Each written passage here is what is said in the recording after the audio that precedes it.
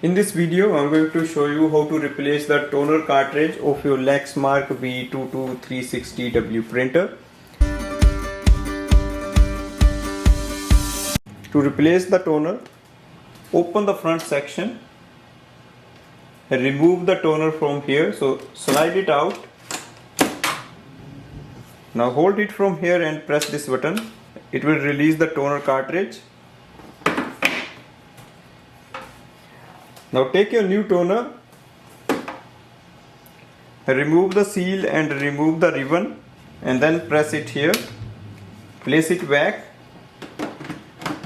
slide it in, so press it, close this section, wait for the toner to start and then we are ready to use it. Thanks for watching.